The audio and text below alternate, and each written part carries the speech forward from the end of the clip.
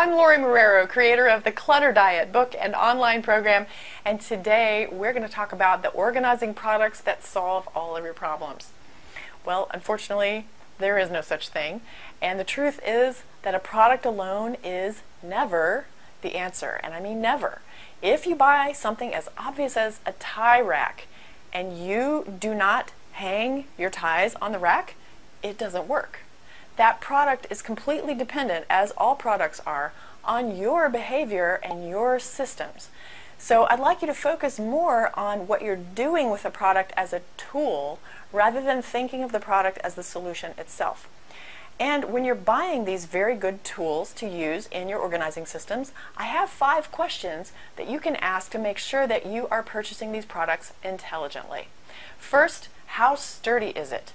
If you're in the store and you're able to take the product out of the box and inspect it, I would definitely recommend doing that, especially if there are wheels or other kinds of moving parts. You can see how flimsy it might be or not, and if it is flimsy, I would think twice about investing in that product. Second question, how will I really use this?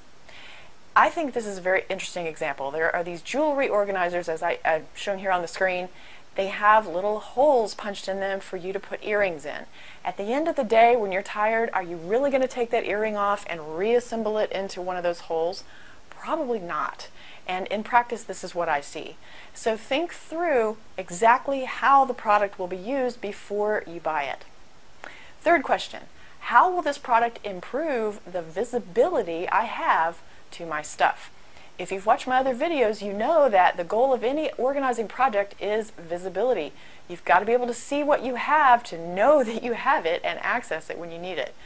So if you have something like this vertical pants hanger that I'm showing here, it may make it difficult for you to actually see all of the pairs of pants that you own.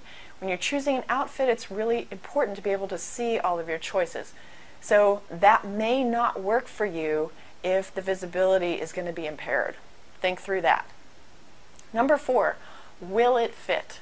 Before you go out shopping for organizing products, make sure that you measure the space that you need to fill, whether it's a shelf or some other kind of cabinet, and then take those measurements out and have a small tape measure with you to measure the product itself before you buy it.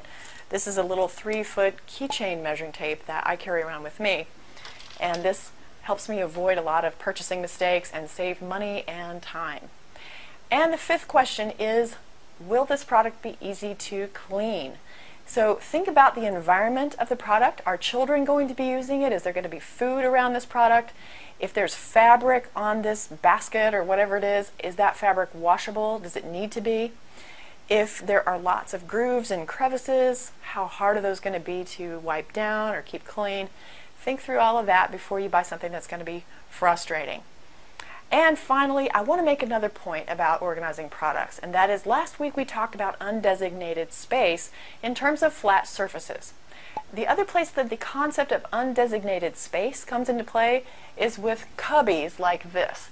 So often a trap that people fall into is thinking that cubbies and compartments are going to be the solution to all their organizing problems. And unless those cubbies and compartments are designated with a label like you see here, those are going to end up as a nest of delayed decisions and delayed actions. So what I see a few months down the road after something like this gets put into a space is that those cubbies are stuffed with random things. They become a nest of catalogs and magazines and unsorted mail and things people don't know what to do with. So when you buy one of these, buy it with a plan to put a label on each shelf. So maybe it says bills, unsorted mail, catalogs, magazines. However you want to use those compartments the smartest way, but unless you designate those compartments, they're going to end up as a nest. So think about that when you go shopping. If you need help choosing an organizing product to use as a tool in your system, our team does this every week among many other things that we do in consulting with our members.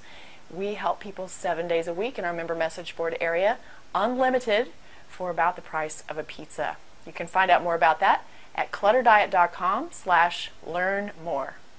See you next time, and may you always be happy and grateful for having more than enough.